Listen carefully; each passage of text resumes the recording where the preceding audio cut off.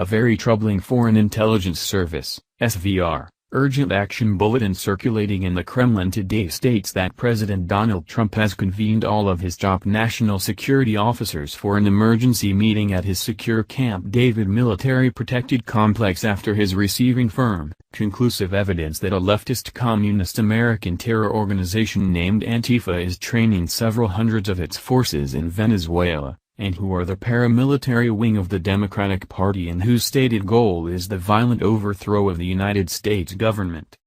According to this bulletin, on 1st of August, Colombia's National Intelligence Directorate, DNI, sent out a critical crisis advisory to all of the world's top intelligence agencies, including the SVR, detailing a strategic network their counterintelligence operatives had discovered that was funneling hundreds of American Antifa terrorists into Venezuela, and whom once they reached this South American nation, were then, in turn, assigned to various paramilitary collectivos where they received political, weapons, bomb-making and counterinsurgency training prior to their returning to the United States.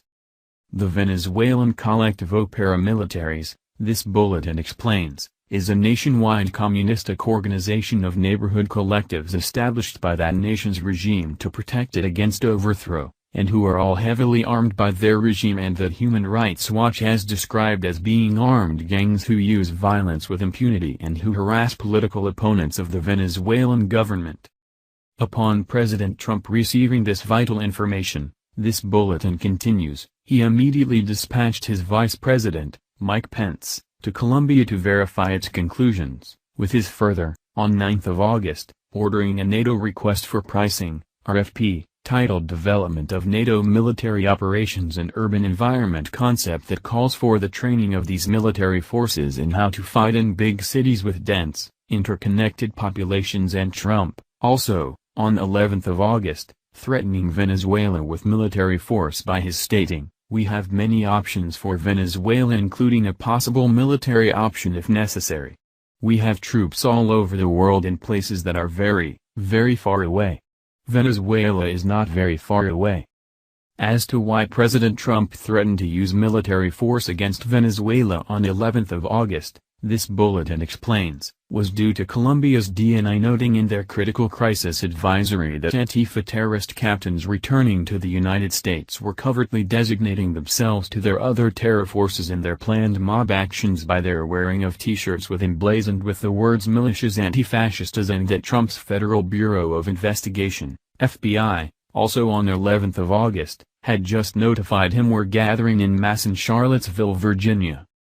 As to how these Antifa terrorists are being funneled into Venezuela to begin their terror training in that nation's communist collectivos, this bulletin explains, is via a clandestine network established by the American militant group Refuse Fascism, funded in part by George Soros, who pays for students associated with the University of California, Berkeley to travel to that South American nation, and whose university officials are most assuredly knowledgeable about this terrorist activity as evidenced by its current chancellor, Carol Christ, urgently requesting the immediate installation of $9,000 security door to protect her, and former chancellor, Nicholas Sturks, who just left his office on 1st of June, also, having had built a $700,000 security fence around his home.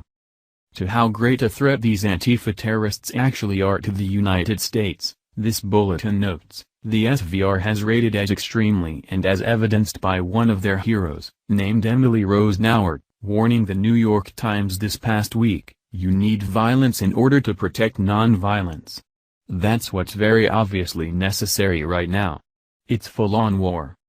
Following through on their full-on war threat, this bulletin continues, Antifa terrorists have spread throughout the United States in order to cause chaos and division, with one of their terror leaders, who goes by the pseudonym Tony Hooligan, vowing to overthrow the United States and saying even if it means an escalation into gunfights, and whose terrorist forces have begun toppling historic statues like their communist ancestors throughout the world did before them, and who are now using another communistic tactic by nearly 300 of them lining up to be arrested for their actions and their belief that their numbers will overwhelm the court systems, resulting in their criminal charges being dropped.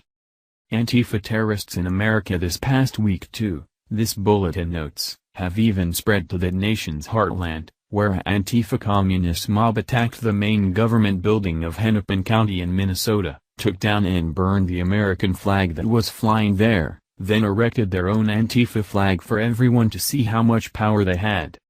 Most dangerously, though, about these Antifa communists, this bulletin warns, are there, also, being supported by the U.S. leftist propaganda fake news establishment media who claim these terrorists' violence is preserving the fabric of America, but with these same anti-Trump elite media fake news journalists failing to tell the American people how these terrorists are even now violently attacking the media too, and as evidenced by these Antifa terrorists brutally attacking a local news reporter in Charlottesville, Virginia, this past week.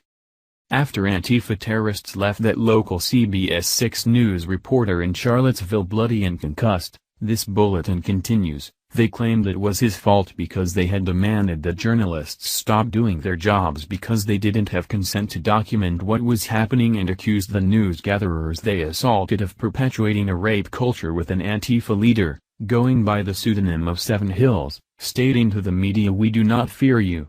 You will not deter us. WHO protects US. We protect US." And who, when requested to state their issues to the public, viciously replied, "CBS 6 has tried to contact us for an interview." Our response? Fuck no.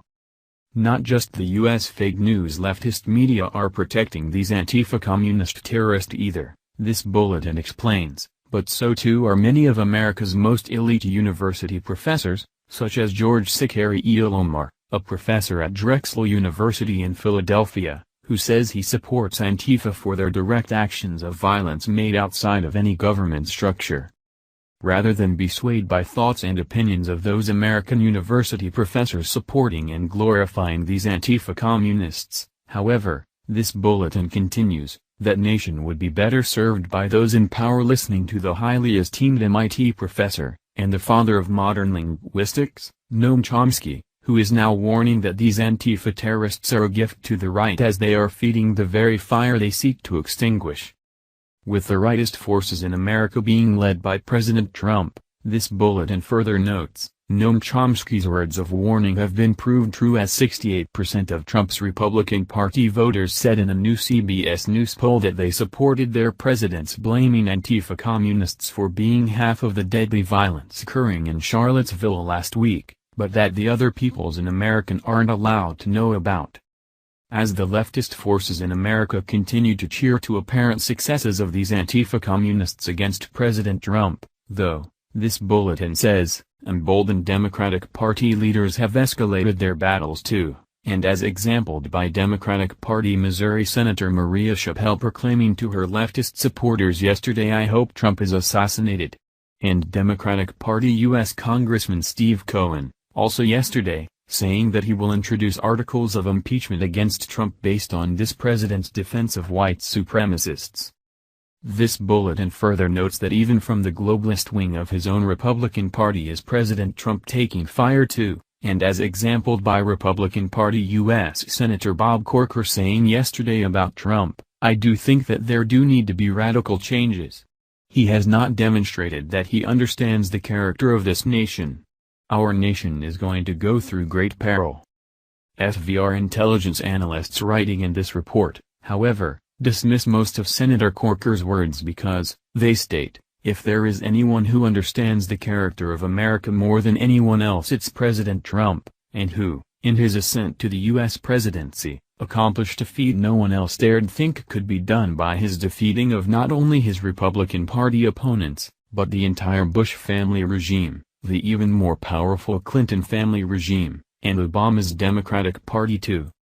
Agreeing, however, with Senator Corker, this bulletin continues, these same SVR intelligence analysts warn that his saying that our nation is going to go through great peril will soon prove all too true, and that any historian can attest to as the last time the Democratic Party faced a Republican Party president that threatened to destroy their elite and privileged way of life. The then pro-slavery Democratic Party took all of the states they controlled, seceded from the United States, created an 1861 paramilitary version of Antifa they called the Confederate Army, and then promptly started a civil war they eventually lost, but at the cost of up to 850,000 lives.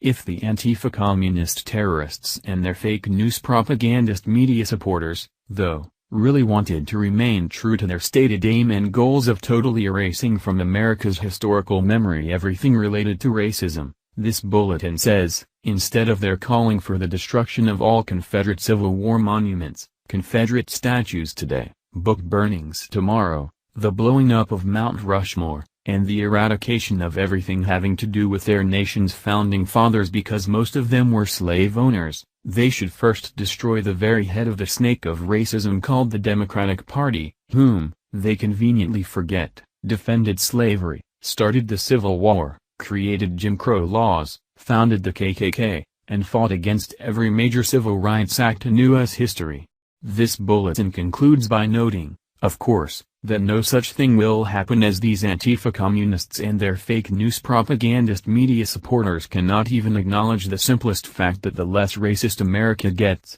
the more Republican it becomes, as most Americans, especially in the South, who know history, remember the vile racist crimes of these Democratic Party monsters, and who, also, know that their President Trump hasn't forgotten this truth either.